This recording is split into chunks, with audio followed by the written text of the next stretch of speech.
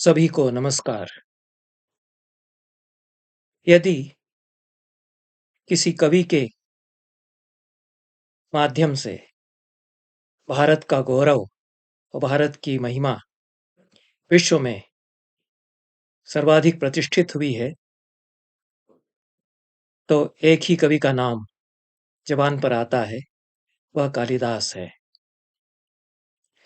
कालिदास को विश्व कवि कहा जाता है और रवींद्रनाथ टैगोर के पहले भारत के किसी अन्य कवि के लिए विश्व कवि की उपाधि नहीं जोड़ी गई और न अब जोड़ी ही जाती है। 1789 ईस्वी में सर विलियम जोन्स ने पहली बार कालिदास की अमर रचना अभिज्ञान शाकुंतल को संस्कृत मूल के साथ अंग्रेजी अनुवाद में प्रकाशित किया, अपने स्वयं के अंग्रेजी अनुवाद के साथ। इस पुस्तक के प्रकाशित होते ही सारे विश्व में एक तहलका मचा। उसकी लंबी कथा है, उस पर मैं अन्यत्र चर्चा करता रहा हूं कि किस तरह से भारत की सारी तस्वीर ही यूरोप में बदल गई, किस तरह से अंग्रेजी के कवि कालिदास से प्रभावित हुए। सीधे उसके साक्ष्य मिलते हैं। गेटे प्रभावित हुए, उनके समकालीन दूसरे कवि प्रभावित हुए और यह माना गया कि भारत ने कालिदास के रूप में एक अनूठा कवि संसार को दिया है। सर विलियम जोन्स ने या किसी अन्य यूरोप के समीक्षक ने यह भी कहा कि कालिदास भारत के शेक्सपियर हैं। यह अत्यंत ही अग्राह्य वक्तव्य है, कालिदास को भारत का शेक्सपियर कहना। किसी ने उसके जवाब में यह कहना शुरू किया बहुत बाद में कि शेक्सपियर को इंग्लैंड का कालिदास कहा जाना चाहिए। दोनों ही बातें अग्राह्य हैं, कोई कहने की जरूरत ही नहीं है। कालिदास की तुलना शेक्सपियर से नहीं की जानी चाहिए, शेक्सपियर की तुलना कालिदास से नहीं की जानी चाहिए। दोनों अप्रतिम और अतुलनीय हैं। अपने अपनी जगह पर दोनों महान कवि हैं और दोनों ही विश्व कवि हैं। इसमें कोई संदेह नहीं कि दोनों विश्व कवि हैं, दोनों बेजोड़ हैं अपने अपने जमीन पर। कालिदास भारत के कवि हैं, शेक्सपियर इंग्लैंड के कवि हैं। दोनों में भूगोल का ही फासला नहीं है, सदियों का फासला है। सांस्कृतिक विभेद बहुत अधिक है। इसलिए कालिदास को शेक्सपियर कहना, शेक्सपियर को कालिदास कहना मूर्खता की बात है और दो इतने महान हस्तियों का अपमान नहीं किया जाना चाहिए एक से दूसरे की इस तरह से तुलना करके। दोनों में तुलना बैठती है इस दृष्टि से कि दोनों ही विश्व कवि हैं, दोनों साहित्य के अपनी अपनी परंपराओं में सबसे बड़े हस्ताक्षर हैं कालजयी साहित्य में। तुलना इसलिए नहीं की जा सकती, कालिदास आर्ष कवि हैं, भारतीय मूल्यबोध के कवि हैं। पुरुषार्थ बोध जो हमारे जीवन मूल्य हैं, उनके वे सबसे रमणीय मनोहारी कवि हैं। प्रेम और श्रृंगार के सौंदर्य के वे अप्रतिम कवि हैं। इस दृष्टि से शेक्सपियर उनके पासंग पर नहीं आते। पर दूसरी तरफ शेक्सपियर में जो रंगमंच की भाषा की पकड़ है, नाटक की भाषा की पकड़ है, जो लोक रुचि की गहरी समझ है और जो सूझबूझ है, नाटक के संविधान की जो जिस कल्पनाशीलता के साथ पकड़ है और जीवन की त्रासदियों की जो समझ है, जीवन की नाना अवस्थाओं की, अपने समकालीन जीवन की, अपने से पहले के इतिहास की जो समझ है और जो उसका विराट परिदृश्य अपने अनेक नाटकों में शेक्सपियर उकेरते हैं, उगाड़ते हैं, उसकी दृष्टि से वे बड़े हैं, बहुत बड़े हैं।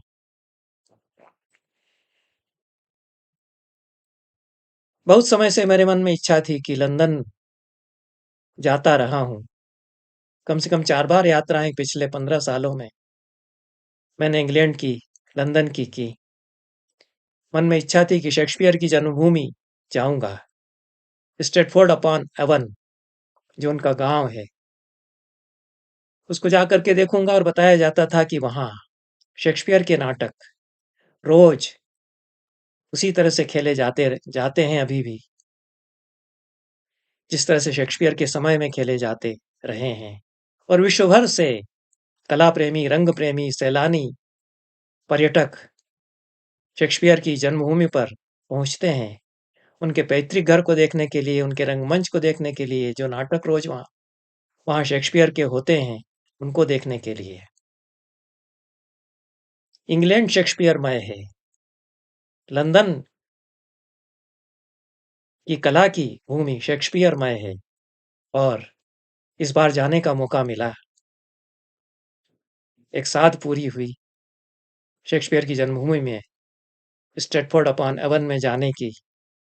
वहाँ जाकर के भी लगा कि किस तरह से उस गाँव की, उस नगर की उस नगर के चप्पे-चप्पे में शेक्सपियर बसे हुए हैं। शेक्सपियर की यादें कितनी गहराई से भिदी हुई हैं वहाँ की धरती पर, वहाँ के घरों में, वहाँ के रेस्तराओं में, वहाँ के थिएटर्स में।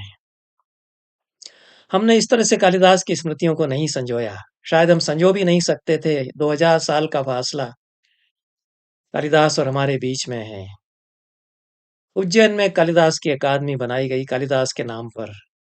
बाद में तो उसको उसको मर्ज किया गया संस्कृत अकादमी में, या संस्कृत अकादमी को उसमें मर्ज किया गया कि कालिदास थोड़े से हाशिए पर चले गए। एक समय था कि कालिदास अकादमी की गतिविधियां अंतर्राष्ट्रीय स्तर की हुआ करती थी। वहाँ विदेशों की नाट्य मंडलियां आया करती थीं, अच्छी नाट्य मंडलियां आया करती थीं, विदेशों के बड़े-बड़े विद्वान वहाँ आया करते थे। 1980 से 1990 के बीच में यह स्थिति रही।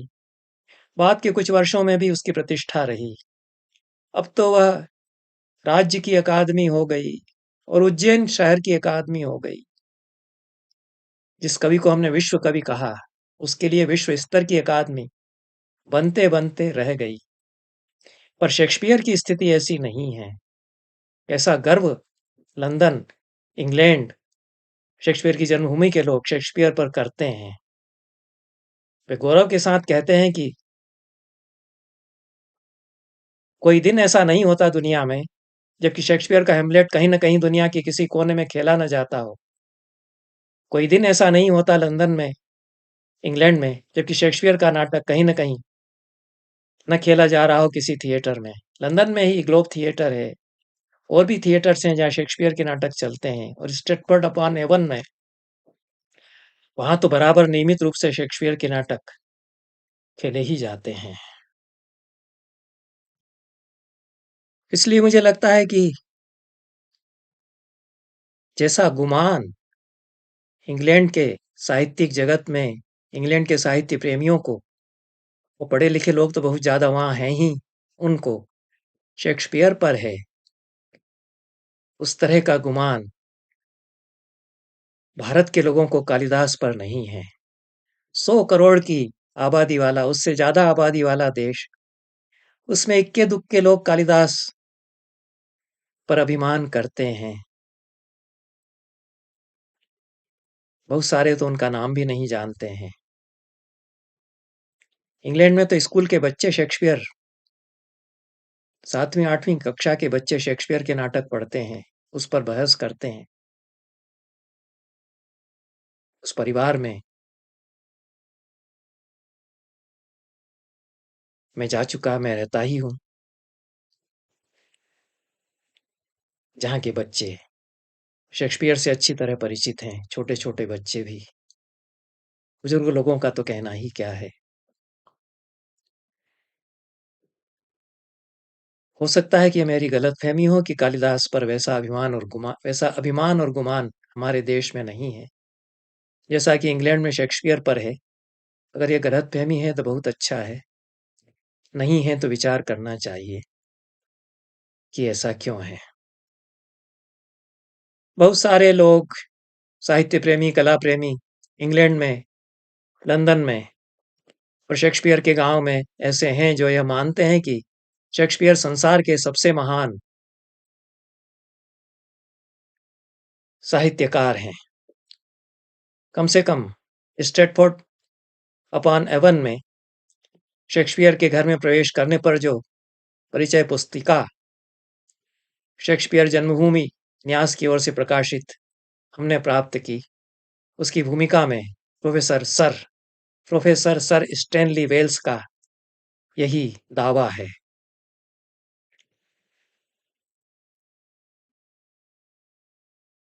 24 जुलाई के दिन लंदन से हम लोग रवाना हुए, वारविक कासल के पास रुके।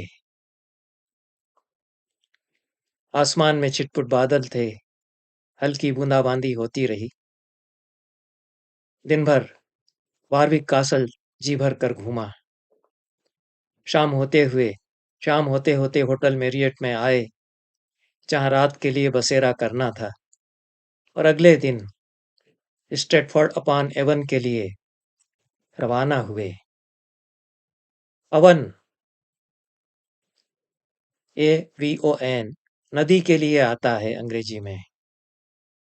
स्ट्रेटफोर्ड जो शेक्सपियर का गांव है, वह अवन के किनारे, नदी के किनारे बसा हुआ है। इस नदी का नाम भी अवन पड़ गया है, यद्यपि अवन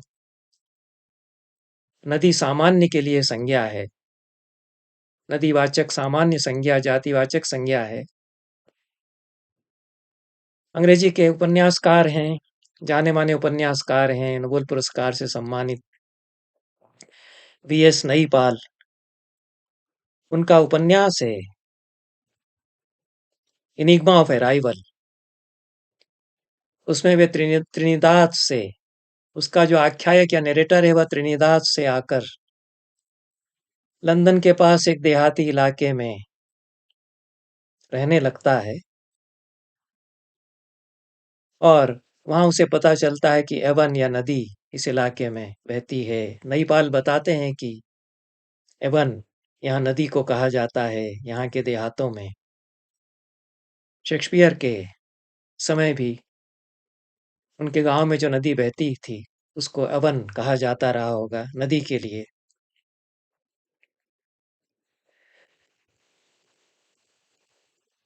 शेक्सपियर के गांव में हम पहुंचे, उनके पैतृक घर को देखा। साहित्यकार के रूप में जब वे प्रतिष्ठित हो गए तो वे एक बड़े घर में स्थानांतरित हुए। उसे उन्होंने खरीदा और उसमें रहने लगे। उस घर को भी हमने देखा, उनके नगर में घूमा। बताया गया कि इस गांव रहा होगा, अब तो जाने पर कस्बा और नगर जैसा लगता है, बहुत छोटा ही है याद हालांकि, और बहुत अच्छे होटल हैं, पर्यटकों के लिए बहुत अच्छी व्यवस्थाएं हैं, कई कई रेस्तरां हैं। बहुमंजिला इमारतें नहीं हैं, एक या दो मंजिल के घर कॉटेज जैसे अधिक हैं। सुंदर, बहुत अच्छी बसाहट के साथ में निर्मित यह नगर लगता है।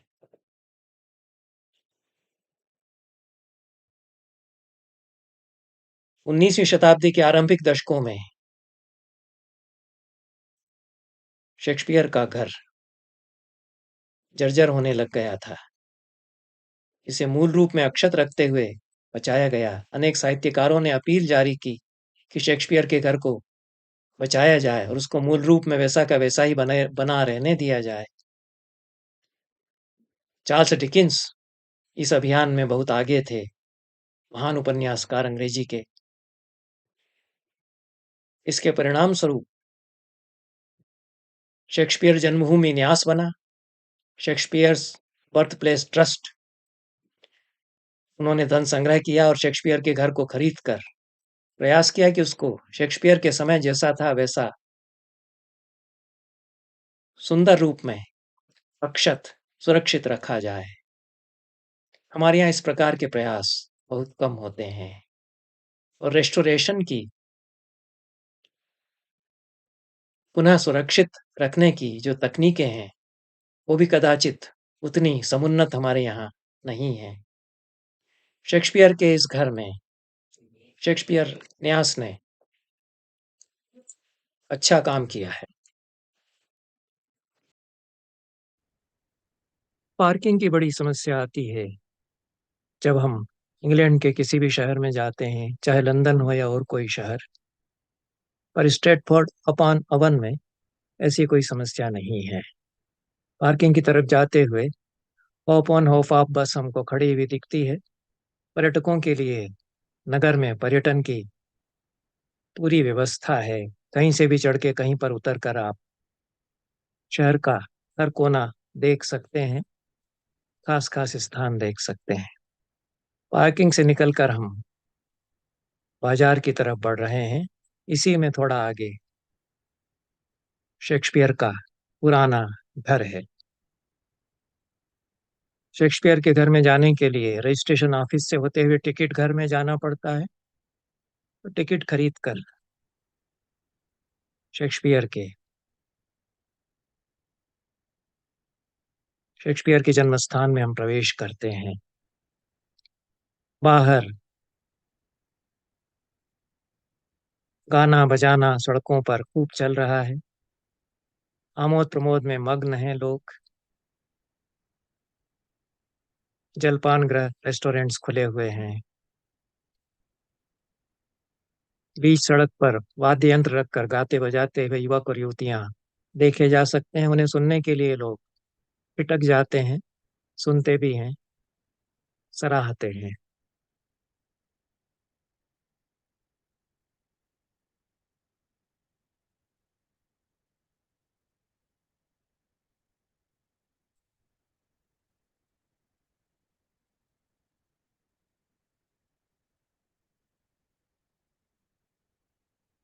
टिकट लेकर के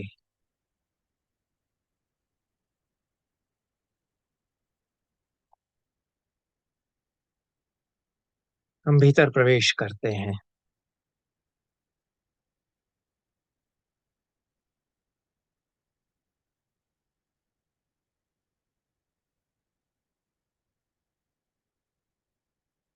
शेक्सपियर के नाटकों की सूक्तियां, उनके चित्र दीवालों पर यहाँ अंकित हैं।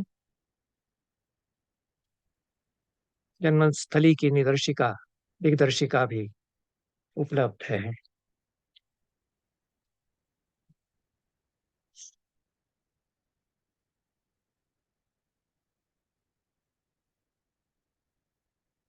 शेक्सपियर का इंग्लैंड के सामाजिक जीवन पर क्या प्रभाव पड़ा, इसको बताया गया है। यह पूरा भवन है बाहर से। भवन भवन के बाहर बगीचा है। सेब के फलों से लदा हुआ पेड़ है। और भी वृक्ष हैं। लगभग ऐसा ही बगीचा शेक्सपियर जब थे तब रहा होगा। शेक्सपियर के पिता दस्ताने बनाने का काम करते थे। उनका एक छोटा सा कारखाना उनके घर के भीतर है। दस्ताने उनके बनाए हुए रखे हुए हैं। सामग्री भी दस्ताने बनाने की है। शेक्सपियर का शयनागार, उनका डाइनिंग रूम, खाद्य पदार्थ जैसे उस समय बनते होंगे, उनके नमूने।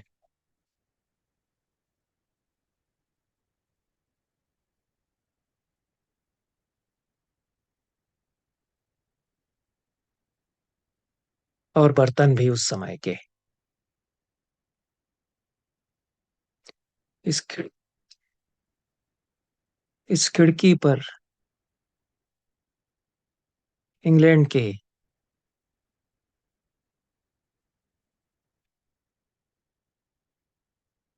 महान साहित्यकारों ने हस्ताक्षर किए हैं, जिन्होंने शेक्सपियर की जन्मस्थली में अपनी उपस्थिति दर्ज कराई।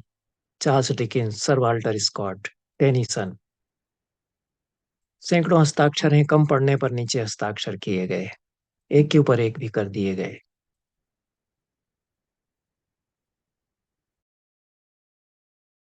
शेक्सपियर जन्मभूमि न्यास समिति ने उनके इस पुराने मकान का इस प्रकार नवनिर्माण कराया है, रेस्टोरेशन कराया है कि शेक्सपियर आज यदि अवतरित हो जाएं तो अपने मकान को देखकर कहेंगे कि यह तो मेरा वही का वही मकान है। एक एक कमरा, एक एक वस्तु उसी प्रकार से इसमें पुनर्विन्यस्त की गई है जैसी जैसी सन 1574 ईस्वी में वह रही होगी। स्ट्रेटफोर्ड अपॉन एवन पूरा का पूरा यह गांव या छोटा सा शहर भी ऐसा है कि शेक्सपियर अभी भी यदि आ जाएं तो पहचान लेंगे कि ये तो वे ही गलियां और वे ही सड़कें हैं जो मेरे समय में थी। 19वीं शताब्दी के आरंभिक दशकों में यह मकान 400 साल पुराना मकान जर्जर होने लग गया था और इसे इसके मूल स्वरूप को एकदम अक्षत रखते हुए फिर से बनाया गया। 1564 ईस्वी में शेक्सपियर का जन्म हुआ था। अपने जीवन के अनेक बहुमूल्य वर्ष उन्होंने यहाँ बिताए। शेक्सपियर के इस घर में जब हम जाते हैं तो देखते हैं कि शेक्सपियर के ग्रंथों के पुराने से पुराने दुर्लभ संस्करण इसमें हैं और शेक्सपियर की कृतियों के कम से कम 70 भाषाओं में अनुवाद की पुस्तकें भी यहाँ जमा की गई हैं।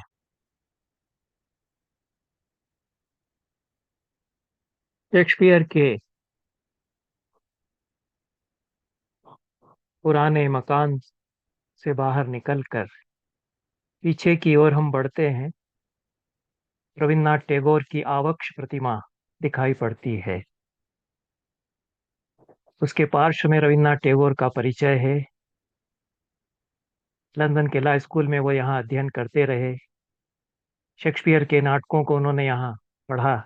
शेक्सपियर के वे प्रशंसक हुए और बहुत बाद में 1916 में जब शेक्सपियर के 300 साल पूरे हो चुके थे और शताब्दी वर्ष तीसरा शताब्दी वर्ष मनाया जा रहा था विश्व में, तब उन्होंने शेक्सपियर पर एक कविता लिखी। बहुत आदर के साथ बंगला लिपि में रविन्द्रनाथ टैगोर की आवक्ष प्रतिमा के नीचे उत्कीर्ण की गई है, उकेरी गई है बंगला लिपि में मूल कविता और उसका भावानुवाद बताया भी गया है पार्श्व में। रविन्द्रनाथ टैगोर ने कालिदास पर बहुत सी कविताएं लिखी, बहुत भावपूर्ण अनोखी कविताएं, एक विश्व कवि के द्वारा दूसरे विश्व कवि के संबंध में जो भारत का है और उनके 2000 साल पहले लगभग हुआ है, उस पर उन्होंने लिखी। अकेले केवल मेघदूत पर उन्होंने 200 कविताएं लिखी बंगला में, और भी अन्य सुंदर कविताएं उनकी कालिदास पर हैं। अत्यंत भावपूर्ण कविताएं हैं। कालिदास के रचना विश्व में डूब करके जैसा रविन्द्रनाथ टैगोर लिखते हैं कविताएं, उन पर वे कदाचित अन्य किसी कवि ने दूसरे किसी कवि पर नहीं लिखी होंगी। पर रविन्द्रनाथ टैगोर ने शेक्सपियर पर भी एक कविता लिखी, वैसी तो नहीं है जैसी कालिदास पर उन्होंने कविताएं लिखी हैं, पर सुंदर भावपूर्ण कविता है शेक्सपियर के लिए। मैं, जैसा भी मेरा अटपटा बंगला का उच्चारण है, उसमें मूल कविता का पाठ करूंगा। इसका देवनागरी लिप्यंतर मुझे डॉक्टर शर्मिला बागची ने प्रदान किया है। उनका मैं धन्यवाद, उनके प्रति मैं साधुवाद और धन्यवाद ज्ञापित करता हूँ। সেদিন উদিলে তুমি বিশোষ কবি দূর সিন্ধু পারে ইংল্যান্ডের দিক প্রান্ত পেয়েছিল সেদিন তোমারে আপন বক্ষের কাছে ভেবেছিল বুঝি তারি তুমি কেবল আপন ধন উজ্জ্বল লোলট তবে তুমি রেখেছিলে কিছু কোল অরণ্য শাখার বাহুজালে ঢেকেছিলে কিছুকাল কুয়াশা অঞ্চল অন্তরালে বনপুষ্প বিকশিত তৃণধন শিশির উজ্জ্বল পরিদের খেলার প্রাঙ্গণে দ্বীপের নিকুঞ্জ তোলো তখনও উঠেনি জেগে কবি সূর্য বন দোনা সঙ্গীতে দ্বীপের নিকুঞ্জ তোলো তখনও উঠেনি জেগে কবির সূর্য বন দোনা সঙ্গীতে তারপর ধীরে ধীরে অন্তরের অন্তরের নিঃশব্দ ইঙ্গিতে দিগন দিগন্তের কোল ছাড়ি শতাব্দীর প্রহরে প্রহরে উঠিয়াছে দীপ্ত জ্যোতি মধ্যাহ্নের গগনের পরে নিয়েছ আসন তব সকল দিকের কেন্দ্র দেশে বিশ্বচিত উদ্গমিয়া তাই হেরো যুগান্তর শেষে ভারত সমুদ্র তীরে ভারত সমুদ্র তীরে ভারত সমুদ্র তীরে কম্পমান শাখা পুঞ্জে আজি নারী নারিকেল কুঞ্জ বনে জয়ধ্বনি উঠেতেছে বাজি नारिकेल कुंजेषु जयध्वनि उत्तिष्ठति तेराई तेरह अग्रहायण 1322 वर्ष में यह लिखी गई बंगाब्द में 1916 ईस्वी में। इसका संक्षिप्त भावानुवाद में बता देता हूँ। हे कवि सूर्य, जब तुम उदित हुए किसी अदृश्य पटल से इंग्लैंड के क्षितिज पर, इंग्लैंड की मातृभूमि ने तुम्हें छाती से लगाया और तुम्हें अपनी संतति माना। उसने तुम्हारे कपाल को चूमा, अपनी अरण्य शाखा भुजाओं में तुम्हें उसने समेट लिया, तुम्हें अपने संरक्षण में रखा। 300 साल बीत गए। भारत के सागर के किनारे पर लगे नारियल के वृक्ष अपनी शाखाएं फहराते हैं और तुम्हारी कीर्ति के गीत गाते हैं।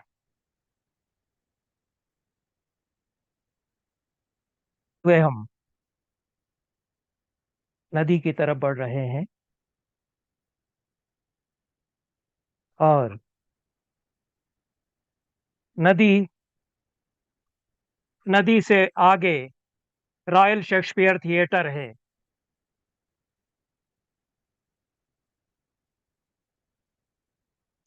बाजार में बहुत चहल पहल है। नदी के किनारे पर हम चल रहे हैं।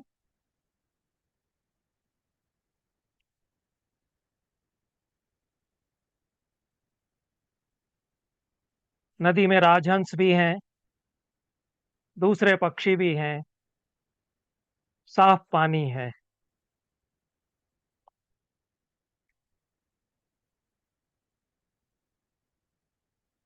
नदी के उस पार मेला लगा हुआ है, सुंदर लान है, बगीचे हैं।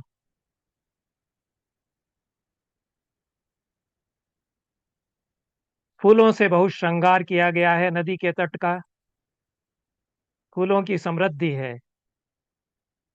बैठने के लिए सुंदर स्थान है, कारपेट जैसे बिछे हुए हैं घास के। आनंद से आप बैठ सकते हैं। धूप अच्छी है, गुनगुनी और कुछ गर्म धूप है।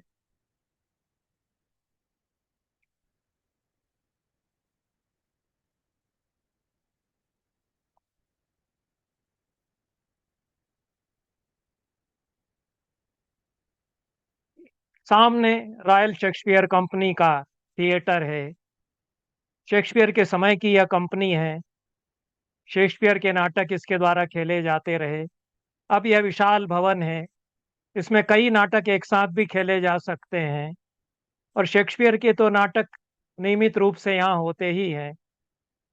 आज के दिन एज यू लाइक इट शाम को यहाँ खेला जाना है। भीतर टिकट ऑफिस है और जैसा इंग्लैंड के यूरोप के सारे नाट्यगृहों में थिएटर्स में होता है, भूमि तल पर बाजार है, दुकानें हैं, खान पान के लिए अच्छी वस्तुएं उपलब्ध हैं और बॉक्स ऑफिस या टिकट घर भी है।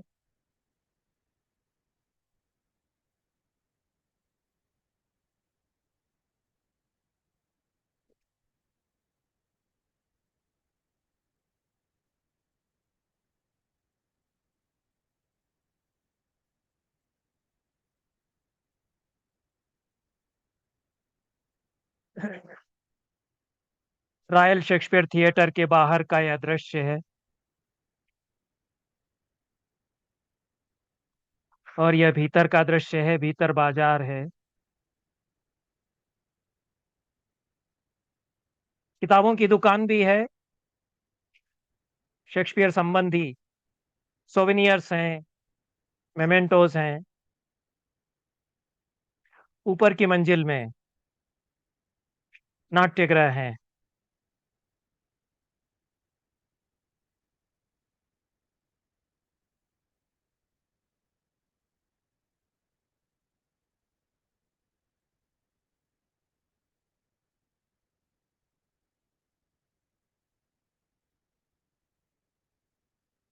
रॉयल शेक्सपियर थिएटर कंपनी के भवन से बाहर निकलकर हम शेक्सपियर के नए भवन की तरफ बढ़ रहे हैं। शेक्सपियर का नया भवन कुछ दूरी पर है। यहाँ से लगभग 15-20 मिनट का ड्राइव है। और वहां तक पहुंचते हुए हम लगभग परिक्रमा कर लेते हैं स्ट्रेटफोर्ड अपॉन अवन इस नगर की। दोनों तरफ एक मंजिला या दो मंजिला घर हैं, कॉटेजेस हैं। और सुंदर बगीचे हैं भवनों के सामने। अच्छी अच्छी तरह से पेड़ पौधे लगाए गए हैं। फेंसिंग अच्छी तरह से की गई है। वाहन बहुत हैं। छोटी जगह होते हुए भी वाहनों की बहुतायत है। लेकिन हर घर के सामने हर घर के सामने प्रकृति से श्रृंगार अच्छा किया गया है। आकाश में बादल हैं। कभी भी बूंदाबांदी हो सकती है। शेक्सपियर के नए भवन की ओर हम बढ़ रहे हैं। 33 वर्ष की उम्र में शेक्सपियर, जब वे अपनी प्रसिद्धि के शिखर पर थे, उन्होंने इस घर को खरीदा। उस समय काफी मोटी रकम देकर उन्होंने इस घर को खरीदा था। लगभग 30 कमरों का घर, प्रशस्त विशाल भवन।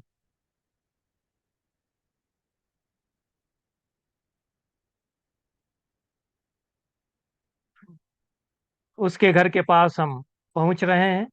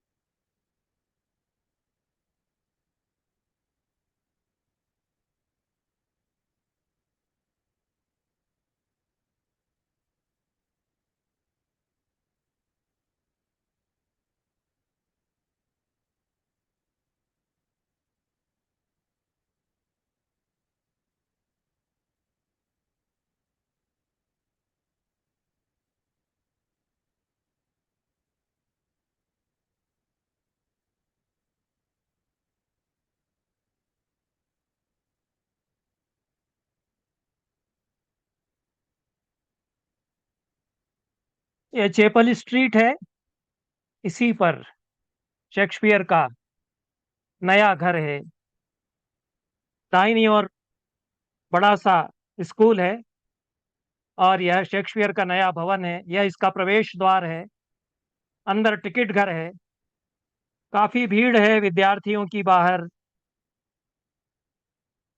शेक्सपियर के नए भवन को देखने के लिए आए हुए लोगों की। और भीतर परिसंवाद चलते रहते हैं शेक्सपियर के बारे में। सिंपोजियम चलते रहते हैं। प्रदर्शनियां चलती रहती हैं।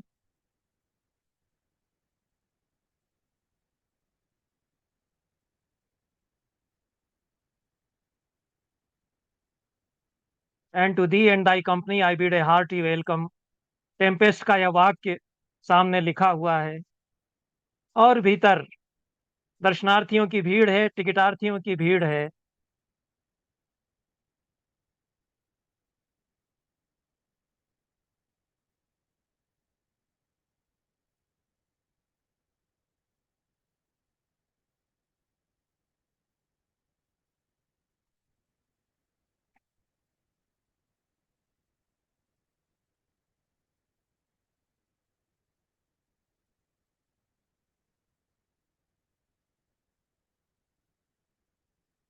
शेक्सपियर के नए भवन के बाहर निकलते ही यह विद्यालय दिखाई देता है। शेक्सपियर के समय का यह विद्यालय है। बहुत बड़ा विद्यालय रहा होगा। लंबी इसकी इमारत है। और इसे भी अंदर से देखने के लिए छात्रों की, स्कूल के छात्रों की भीड़ लगी रहती है।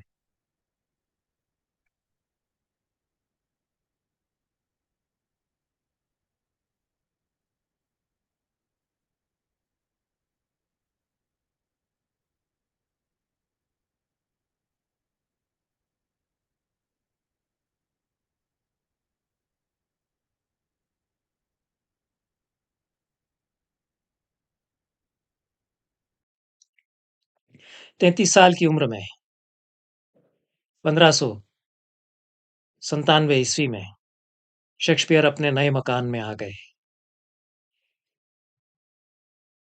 इस उम्र के इस पड़ाव पर पहुंचकर उनकी साहित्य जगत में एक हैसियत बन चुकी थी। संपन्नता भी आ गई थी। जो मकान उन्होंने खरीदा, बहुत बड़ा मकान है। 20 से 30 तक कमरे इसमें थे। और 1480 ईस्वी में यह मकान मूलतः बनाया गया था। आज से लगभग 550 साल हो रहे हैं। इस समय बहुत ही अच्छी हालत में है और बहुत बड़ा पर्यटन स्थल भी यह है। नया मकान शेक्सपियर का। 40 से अधिक नाटकों का सृजन यहाँ रहकर शेक्सपियर ने किया। अपने अनेक सुंदर सोनेट्स भी यहाँ लिखे। कुछ संपत्ति भी उन्होंने यहाँ रहते हुए खरीदी। जैसे जैसे संपदा उनके पास बढ़ी। 107 एकड़ की जमीन शेक्सपियर के पास थी, जो उन्होंने 320 पाउंड में खरीदी। उस समय 400 साल पहले बहुत बड़ी रकम हुआ करती थी। 320 पाउंड। नए भवन के पुनरुद्धार के लिए स्ट्रेटफोर्डशायर विश्वविद्यालय ने शेक्सपियर जन्मभूमि न्यास के लिए उत्खनन कार्य कराया और नए भवन को भी उसी शक्ल में फिर से विन्यस्त किया गया या पुनर्विन्यस्त किया गया, जैसा कि वह रहा होगा 1597 ईस्वी के आसपास, 16वीं शताब्दी के अंतिम दशक में। शेक्सपियर ने इसे खरीदने के बाद इसमें अपनी ओर से भी कुछ सुधार करवाया था। उन्होंने एक आर्ट गैलरी इसमें बनवाई थी, जिसमें वे अपने कलात्मक संग्रह की वस्तुएं रख सकें। और 1616 ईस्वी में शेक्सपियर का निधन हुआ। उनका एकमात्र पुत्र हेमलेट बहुत पहले गुजर चुका था। अपना यह नया मकान उन्होंने अपनी सबसे बड़ी बेटी सुसन्ना के नाम कर दिया। शेक्सपियर की पत्नी एन अपनी मृत्यु के वर्ष तक, 1623 ईस्वी तक, अपनी बड़ी बेटी और दामाद के साथ इस मकान में रहीं। दामाद डॉक्टर थे, अपने समय के बहुत जाने-माने मशहूर डॉक्टर भी रहे। शेक्सपियर ने वस्तुएँ अभी भी खुदाई में मिल सकती हैं, मिलती हैं। एन हैथवे 26 साल की थीं जब उनका विवाह शेक्सपियर से हुआ। शेक्सपियर 18 वर्ष के थे उस समय। दोनों के विवाह में बड़ी जटिलता जटिलता थी। पिता तैयार नहीं थे विवाह के लिए, बड़ी मुश्किल से तैयार हुए। विवाह के पहले एन गर्भवती हो चुकी थीं।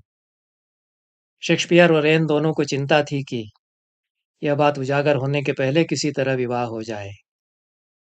किसी तरह 40 पाउंड की सिक्योरिटी दी गई विवाह विवाह के लिए और कचहरी में दोनों पहुंचे। दोनों का विवाह हुआ। यह एक अलग कथा है। शेक्सपियर ने लिखा, there is history in all men's lives.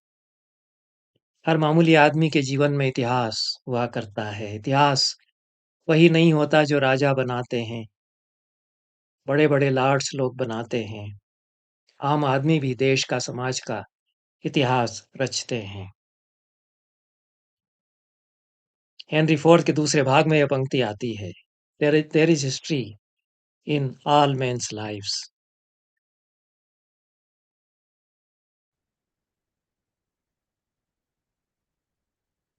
Shakespeare के घर के आसपास जब खुदाई की गई तो यह सिग्नेट रिंग प्राप्त हुई थी। पुरातत्वविदों का कहना है कि यह शेक्सपियर की अंगूठी है, क्योंकि उन्होंने जो अपनी वसीयत लिखी थी उसमें उन्होंने सूचित किया है कि उनकी एक अंगूठी, सिग्नेट रिंग, कहीं गुम हो गई है। और इस अंगूठी पर WS विलियम शेक्सपियर के इनिशियल्स, उनके नाम के आद्याक्षर खुदे हुए हैं, उत्कीर्ण हैं। इसलिए यह अनुमान लगाया गया कि यह शेक्सपियर की अंगूठी होगी। अब यह अंगूठी उनके संग्रहालय में उपलब्ध है। बाहर हम यदि देखते हैं तो शेक्सपियर के भवन के बाहर यह लॉन है, पूरा यह उसके बगीचे का लेआउट है। प्रशस्त विशाल भवन है और कितना बड़ा उद्यान उसमें रहा होगा, इसका अनुमान किया जा सकता है। यह शेक्सपियर के नए भवन का पूरा खाका है, ब्लूप्रिंट है। और काफी आलीशान मकान में शेक्सपियर ने अपने जीवन के उत्तरार्ध का समय गुजारा, ऐसा हम इससे अनुमान कर सकते हैं। ये शेक्सपियर की बड़ी बेटी जो उनकी वारिस भी बनी और उनके जीवन काल में भी इस मकान में रही उनके दामाद के साथ, उनकी कुछ पोशाकें हैं जो बची हुई हैं।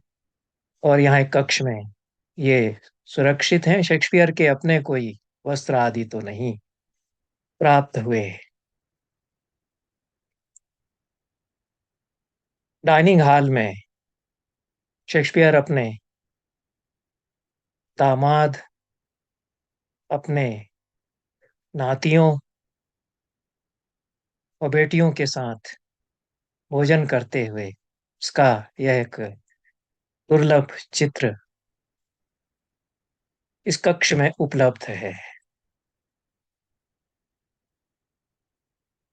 शेक्सपियर के भवन को देखते हुए उससे बाहर हम निकलते हैं तो यह पुराना कैथेड्रल उसी समय का बहुत बड़ा नहीं है पर बहुत भव्य सुंदर है। लंदन में और दूसरे नगरों में बहुत विशाल चर्च, गिरजाघर बने हुए हैं और यह भी बहुत पुराना गिरजाघर या चर्च शेक्सपियर के भवन के पास ही विद्यमान है।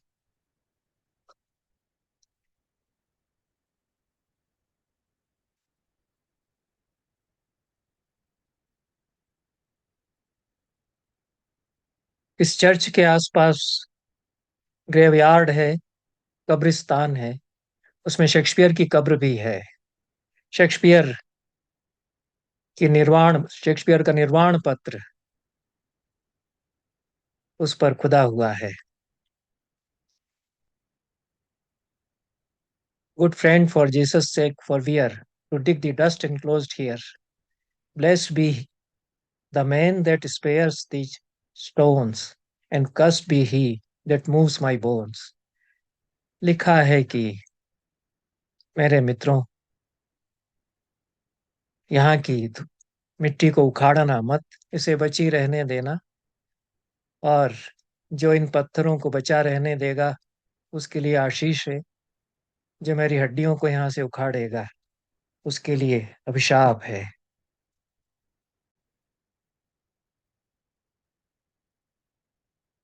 यह एक उस समय का चित्र, रेखा चित्र बनाया गया है। शेक्सपियर के जमाने में जो स्टैटफोर्ड अपॉन अवन के आसपास जीवन रहा होगा, गांव था, ग्राम जीवन, उसका दृश्य है, और यह भी इस भवन में उपलब्ध है।